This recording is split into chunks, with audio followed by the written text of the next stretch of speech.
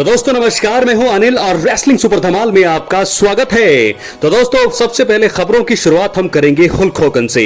दोस्तों Hulk Hogan की मौत का असली कारण तो यह है खुद ही की एक गलती और उसके बाद ले ली उस गलती ने जान। दोस्तों क्या हुआ है, ये वीडियो के अंत तक बने रहे और अगर आप चैनल पर नए हैं सब्सक्राइब करने के बाद ऑल पर क्लिक करें क्योंकि फ्री है और यहाँ आपको हर प्रकार की रेसलिंग जगत से जुड़ी हुई तमाम जानकारी मिलती है और मिलती रहेंगी। इसलिए वीडियो को लाइक करें, शेयर करें, सब्सक्राइब करने के बाद ऑल पर क्लिक जरूर करें। तो चलिए दोस्तों बात करते हैं कि आखिरकार हुआ क्या। तो दोस्तों आपको बता दें कि WWE और रेसलिंग के दिग्गज टेरी जीन बोलिया यानी कि जिन्हें हम हल्क होगन के नाम से जानते हैं, उनका निधन हुआ। और आपको बता दें कि 71 साल की उम्र में उनका निधन 24 जुलाई को हुआ। रेसलिंग ऑब्जर्वर की एक रिपोर्ट के अनुसार 14 मई को गर्दन की सर्जरी के बाद उनकी तबीयत बिगड़ने लगी थी। उनकी मृत्यु से पहले वो गुर्दे की विफलता यानी कि जिन्हें हम रेनल फेलियर और गंभीर सीओपीडी जानते हैं, सीओपीडी से भी वो पीड़ित थे।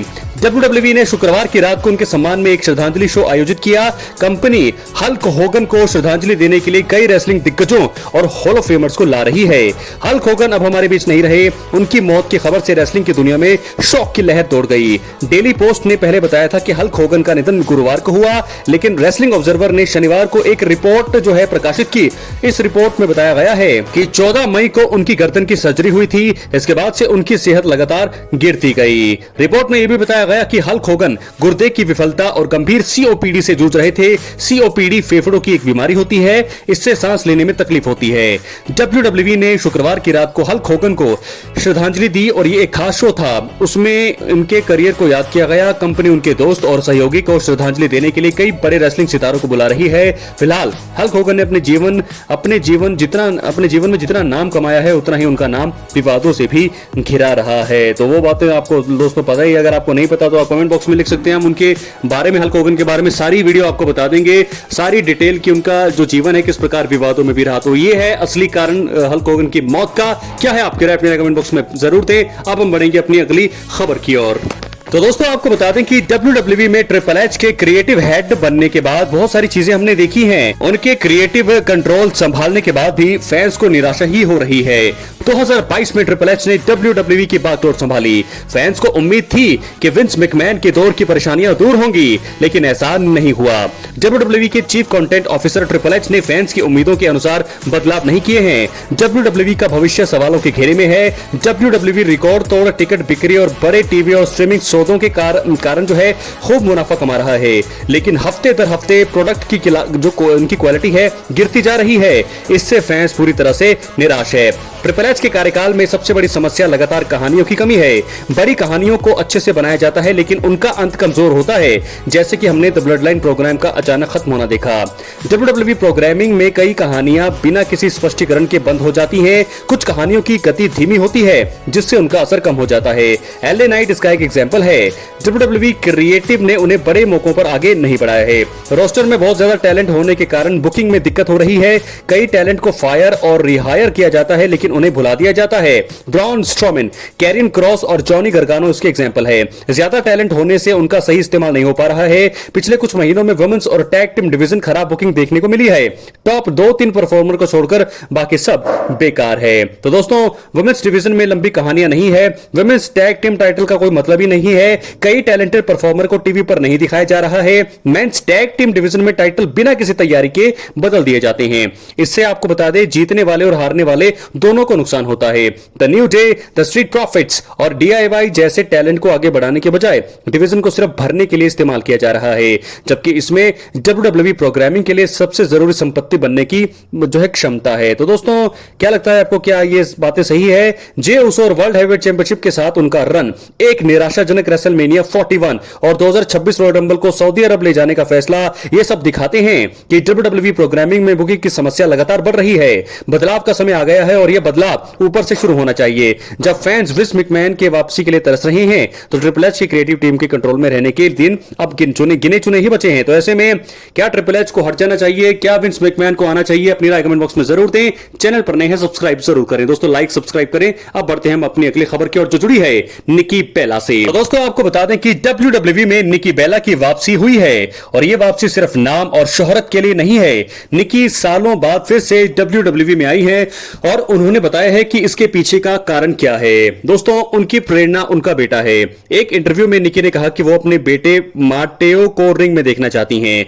वो चाहती हैं कि माटेओ देखे कि लोग उनके लिए क्यों चीयर करते थे। वो ये भी चाहती हैं कि माटेओ जाने की मां बनने से पहले वो क्या थी। निकी की ये वापसी सिर्फ एक वापसी नहीं है, निकी की वापसी के पीछे है बहुत ही बड़ा कारण। निकी ने अपनी सोच की तुलना ट्रिश स्ट्रैटस से की। ट्रिश भी तब WWE में वापस आई थी जब उनके बच्चे ये समझने लगे थे कि उन्होंने क्या बनाया है। निकी के लिए भी अब ऐसा ही है। ये सिर्फ नाम कमाने के बारे में नहीं है, ये अपनी विरासत को दिखाने के बारे में है।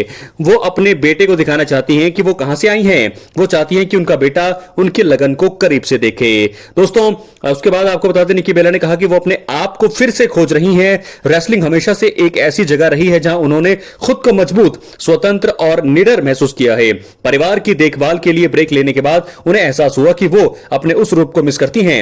ये वापसी सिर्फ शारीरिक नहीं है, ये भावनात्मक भी है। इसके अलावा निकी ने की है WWE के इस इवेंट की तारीफ। निकी बेला तो है दोस्तों, WWE के इवोल्यूशन इवेंट को भी सपोर्ट करती हैं। उनका मानना है कि ये हर साल होना चाहिए, सिर्फ एक बार नहीं।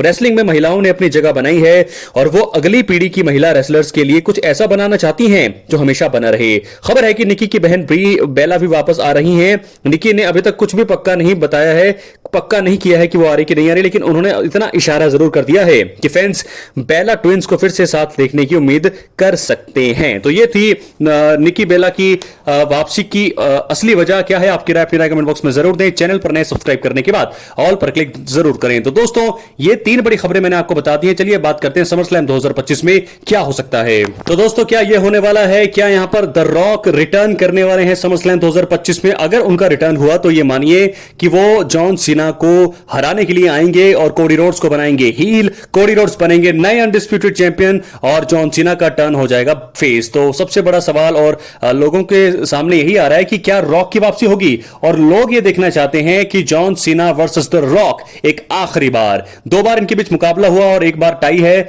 मतलब दोनों ही एक मुकाबला अपना जीत चुके हैं। लेकिन तीसरी बार जब ये मुकाबला हो तो जॉन सीना के करियर का मुझे लगता है आखिरी मैच हो सकता है, John Cena versus the rock. तो ऐसे में इसकी नींव कैसे होगी? इसकी नींव यहां से शुरू होगी। आपको बता दें कि एलिमिनेशन चेंबर में हमने देखा किस प्रकार जॉन सीना का हील टर्न हुआ, और अब ऐसा भी मुमकिन है कि समरस्लैम 2025 में जॉन सीना की हार का कारण रॉक बने। उनके हार का कारण रॉक बन सकते हैं, बिल्कुल इसकी संभावना है, अफवाहें हैं। और एक बार फिर यहां से मुकाबला टीज हो सकता है जॉन सीना के लास्ट मैच के लिए अगेंस्ट द रॉक। समरस्लैम 2025 में क्या हो सकता है कि अगर रॉक वापस आए तो रॉक का रिटर्न जो होगा वो होगा कोडी रोड्स के लिए। जॉन सीना समझेंगे कि उनकी मदद करने रॉक आए हैं, लेकिन ऐसा नहीं होगा। रॉक बॉटम लगेगा जॉन सीना को, उसके बाद रॉक कोडी रोड्स से हाथ मिलाएंगे, यानी कि कोडी रॉक से हाथ मिलाएंगे और कोडी बन जाएंगे हील और बन जाएंगे वो अनडिस्प्यूटेड नए चैंपियन। जॉन सीना के टाइटल रन का सफर हो जाएगा खत्म और वो बन जाएंगे बेबी फेस, जो कि सभी लोग देखना चाहते हैं उनके रेसलिंग करियर में। तो क्या ऐसा होने वाला है? ऐसा होने की संभावना मुझे लगता है कि 100% अब बनी हुई है। हालांकि लोग अगर वापसी नहीं भी करते हैं तो भी मुझे लगता है कि जॉन सीना का फेस टर्न हमें देखने को मिल सकता है। क्या है आपकी राय? अपनी राय कमेंट बॉक्स में जरूर दें। बात करेंगे आखिर में हम दी ओटीसी रोमन रेंस के बारे में। दोस्तों, फिलहाल ओटीसी 1 यानी कि रोमन रेंस का मुकाबला जो है समरस्लैम 2025 के लिए बुक हो गया है, और वो एक टैग टीम मैच का हिस्सा है जिसमें जे उसो उनके साथ जो है फाइट करते हुए नजर आएंगे। उनके सामने होंगे ब्रॉन ब्रेकर और ब्रॉनसन रीड। समरस्लैम 2025 का ये जो मुकाबला है रोमन रेंस का, ये नाइट 1 में होगा और शायद शो का तीसरा या चौथा मुकाबला ही रोमन रेंस का होगा। तो उसके बाद नाइट 2 में क्या होने वाला है? मुझे इतना पता है कि दोस्तों, अगर इस मुकाबले में किसी का दखल होता है, जैसे कि सेथ रॉलिंस अगर आते हैं तो रोमन रेंस की हार होगी, लेकिन अगर कोई भी दखल इस मुकाबले में नहीं होता है तो यहां पर रोमन रेंस की टीम की जीत होनी चाहिए। तो फिलहाल नाइट 2 के क्या स्पॉयलर्स होने वाले हैं, क्या ट्विस्ट आने वाला है? क्या रोमन रेंस नाइट 2 में जॉन सीना और कोडी रोड्स के बीच के विनर के सामने आने वाले हैं? अगर ऐसा हुआ तो बहुत सारे सवाल हो जाएंगे, क्योंकि रोमन को चाहिए वही अनडिस्प्यूटेड टाइटल। तो जॉन सीना अगर चैंपियन बनते हैं, मान लीजिए जॉन सीना अगर चैंपियन बनते हैं, चैंपियन मतलब रिटेन करते हैं अपनी चैंपियनशिप को, तो जॉन सीना को चैलेंज कर सकते हैं रोमन रेंस, क्योंकि लोग ये भी देखना चाहते हैं John Cena versus Roman Reigns एक आखिरी बार। क्योंकि दोस्तों, जॉन सीना का आखिरी साल है, कुछ गिने चुने 3-4 मैच ही बचे हैं, तो जो सभी लोग यही चाहेंगे कि जॉन सीना और रोमन रेंस एक बार उनको देखने को मिले।